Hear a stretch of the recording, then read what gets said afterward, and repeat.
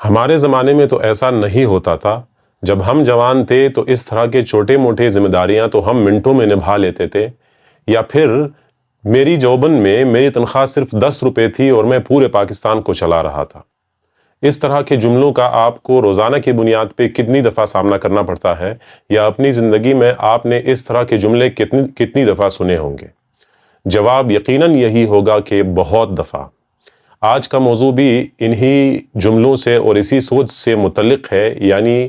ماضی میں بیکار اور فضول طور پہ سٹک ہو کر رہ جانا، اور ماضی کی اس حد تک تعریف کرنا کہ آپ کو نہ اپنا حال نظر آئے اور نہ اپنے مستقبل کے بارے میں آپ کی کوئی حکمت عملی ہو۔ تو ایسے لوگ جو ماضی میں سٹک ہو کر پھنس کر رہ جاتے ہیں، ان کی دو بہت بڑی بڑی نشانیاں ہیں جس کی بنیاد پہ آپ یہ فیصلہ کر سکتے ہیں کہ یہ بندہ ماضی میں پھنسا ہوا ہے۔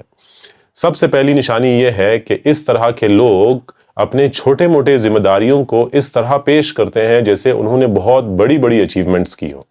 یعنی بچوں کی پرورش کرنا، چھوٹے موٹے گھر کے خاندان کی ذمہ داریاں نبھانا، یا معاشرے میں اور چھوٹے موٹے رول پلے کرنا، اس کو وہ ایسے پیش کرتے ہیں جیسے انہوں نے کوئی نوبل انعام جیتا ہو۔ دوسری نشانی اس طرح کی لوگوں کی یہ ہوتی ہے کہ یہ موجودہ نسل یعنی پریزنٹ جو جنریشن ہوتی ہے، اس کے تمام طور طریقوں اور رویوں پہ شدید تنقید کرتی نظر آتی ہے۔ انہی لوگوں کی وجہ سے جب کوئی نوجوان گھر میں نئے ہیئر کٹ کے ساتھ داخل ہوتا ہے، یا پھر کسی نوجوان نے اگر نئے سٹائل کے کپڑے پہنے ہو، یا پھر اپنی مرضی سے اس نے اپنے سونے اور جاگنے کی روٹین مقرر کی ہو، تو یہ لوگ اس کو اس نگاہ سے دیکھتے ہیں جیسے وہ دائرہ انسانی سے خارج ہوئے ہوں۔ اب یہ لوگ آپ کو مثالیں بھی بہت دیں گے، ایسے لوگ جو ماضی میں پھنس کر رہ گئے ہو۔ یہ آپ کو کہیں گے کہ 70s اور 80s کی سیاست جو ہے اور اس وقت کا جو معاشرہ تھا وہ آج کے زمانے سے بہت اچھا تھا۔ 70s 80s اور 90s کا زمانہ اگر آج کے زمانے سے اچھا ہوتا تو کیا 70s میں اس معاشرے میں تاریخ انسانی کی سب سے بڑی خون کی ہولی کھیلی جاتی، جس کی وجہ سے یہ معاشرہ دو حصوں میں تقسیم ہوا؟ یا پھر اگر 80s کی سیاست اگر اتنی ہی اچھی ہوتی، اگر اس زمانے کے لیڈر اتنے ہی اچھے ہوتے، تو کیا اس کی وجہ سے آج تک ہمارے معاشرے میں اتنی سماجی انتہا پسندی ہوتی اور سوچ کی ایک قید و بند ہوتی؟ یا پھر اگر 90s کی سیاست واقعی میں ہمارے لیے مشعل راہ تھی، تو اس کی وجہ سے یہ جو پیسوں کے لیے ہمارے سیاستدان ایک دو پیسوں کی خاطر بکنے کے لیے اور جو تقسیم اور نفرت کی سیاست جو شروع ہو گئی، کیا وہ اس کا آج تک ہمیں سامنا کرنا پڑتا؟ تو یقیناً ایسے لوگ ماضی میں صرف پھنس کر رہ گئے ہیں، اس کے علاوہ اور کوئی بات نہیں۔ اسی طرح یہ لوگ معاشرتی طور پہ بھی کہ اگر ان کو کوئی لڑکی یا کوئی خاتون نظر آئے کہ گلی محلوں میں پڑھنے کے لیے، یا کوئی خاتون یا کوئی اور نوجوان اگر اپنی انفرادیت اور اپنی سوچ کے مطابق اپنی زندگی گزار رہا ہو، تو وہ اس کو بہت عجیب طریقے سے دیکھتے ہیں، اور استغفر اللہ اور یرحمک اللہ جیسے کلمات ان کی منہ سے روزانہ کی بنیاد پہ نکلتے رہتے ہیں۔ اب ضروری بات جو آج کے موضوع کی ہے وہ یہ ہے کہ ایسے لوگ ماضی میں پھنس کر رہ کیوں جاتے ہیں؟ کیا وجوہات ہے جس کی وجہ سے ایک معاشرہ اپنے حال سے بے خبر ہو جاتا ہے اور ماضی کی تعریفیں اور ناسٹیلجیا کا شکار ہوتا ہے؟ تو سب سے پہلی وجہ یہ ہے کہ اس طرح کے لوگ جو ماضی میں پھنس کر رہ جاتے ہیں، ان کے پاس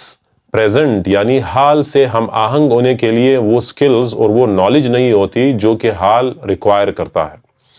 نہ ان کی تحقیق، نہ ان کی کوالیفیکیشنز، نہ اور زندگی کے رویے ان کے ایسے ہوتے ہیں کہ وہ پریزنٹ کے ساتھ سنکرونائز ہو جائے، اور نتیجتاً یہی ہوتا ہے کہ وہ لوگ روزانہ ماضی کی طرف دیکھتے ہیں، اور جو نئے جنریشنز ہیں ان کو بھی مجبور کرتے ہیں کہ وہ ماضی کے رویوں کو اپنا آئیڈیل جانیں۔ دوسری وجہ یہ ہوتی ہے کہ اس طرح کے لوگ آج کے مسائل کا حل نہیں جانتے، یا آج کے مسائل کا حل جاننا نہیں چاہتے۔ آج کے انسان کے مسائل کیا ہے؟ آج کا انسان کلائمیٹ چینج جیسے شدید مسئلے سے دوچار ہے۔ دوسرا جو آج کے انسان کا مسئلہ ہے وہ یہی ہے کہ لیک آف ڈیموکریٹک کلچر، یعنی جمہوری رویوں کا نہ ہونا، یہ آج کے انسان کا سب سے بڑا مسئلہ ہے۔ لیکن اس طرح کے لوگوں کے پاس اس مسئلے کا بھی کوئی حل نہیں ہوتا، کیونکہ یہ صرف ماضی کی طرف دیکھتے ہیں، جہاں پہ ہمارے پاس بدقسمتی سے جمہوری رویے تو کوئی خاص تھے نہیں۔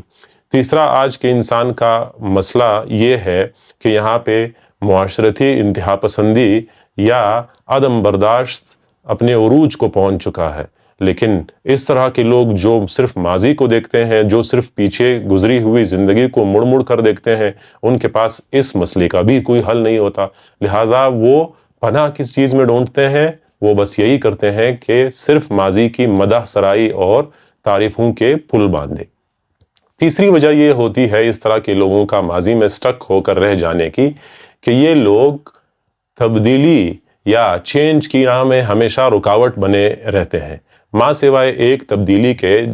جس کو اس طرح کے لوگوں نے دونوں ہاتھ پھیلا کر ویلکم کیا، اس کو خوش آمدید کہا، اور وہ 2018 والی تبدیلی تھی، اور بدقسمتی سے اس تبدیلی نے ان کے یہی دو کھلے ہاتھ جن سے ان لوگوں نے اس تبدیلی کو خوش آمدید کہا، اس تبدیلی نے ان کے یہی دو کھلے ہاتھ کھاٹ کر ان کو بھیک مانگنے کے قابل بھی نہیں چھوڑا۔ تو یہ لوگ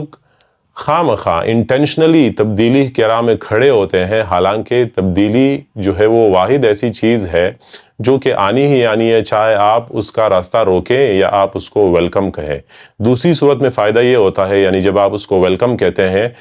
کہ تکلیف ذرا کم ہوتی ہے۔ پہلی صورت میں تبدیلی چونکہ ایک سیلاب ہے، اس نے آنا ہی آنا ہے، تو آپ اگر اس کی راہ میں ایکٹیولی کھڑے ہوتے ہیں اور اس کو ریزسٹ کرتے ہیں تو پھر وہ آپ کے معاشرے کو، آپ کے رویوں کو اور آپ کی ہر چیز کو چینج تو کرتے ہیں، لیکن تکلیف تھوڑی سی زیادہ ہوتی ہے۔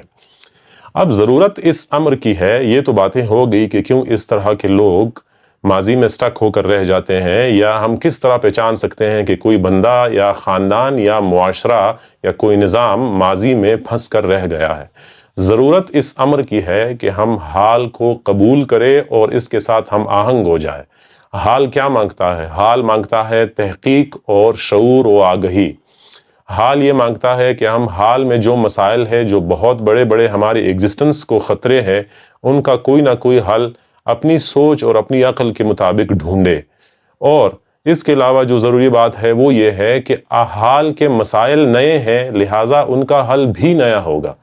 دوسرا نقطہ یہ ہے کہ حال کے مسائل چونکہ نئے ہیں، یعنی پریزنٹ جو اس وقت ہم رہ رہے ہیں، اس کے مسائل چونکہ پریزنٹ کے مسائل ہیں، لہٰذا ان کا حل بھی پریزنٹ کے طور طریقوں، پریزنٹ کے جو بھی ٹولز ہیں، جو بھی ہمارے پاس سکلز ہیں، ان کو بروئے کار لا کر ہی ڈھونڈا جا سکتا ہے۔ ایسا نہیں ہو سکتا کہ 2023 کے مسائل ہم 1973 یا 1983 والی سوچ سے حل کریں۔ اس کے علاوہ جو ضروری چیز ہے، جو اس پورے گفتگو کا لب لباب ہے، وہ یہی ہے کہ ماضی ٹھیک ہے، ہمارے لیے مشعل راہ تو ہو سکتی ہے، ماضی ہمارے لیے ایک سیکھنے کا بلو پرنٹ تو ہو سکتا ہے، لیکن ماضی کو ہم پوج نہیں سکتے، ماضی کی ہم مدح سرائی اس حد تک نہیں کر سکتے کہ ہم اپنے حال سے بے خبر ہو جائے اور اپنے مستقبل کے لیے کوئی بھی ہم پلاننگ اور کوئی منصوبہ بندی نہ کریں۔ یہ تو ہو گئی ماضی اور اس سے متعلق کچھ باتیں کہ آپ نے ماضی سے صرف سیکھنا ہے، ماضی میں پھنس کر نہیں رہ جانا۔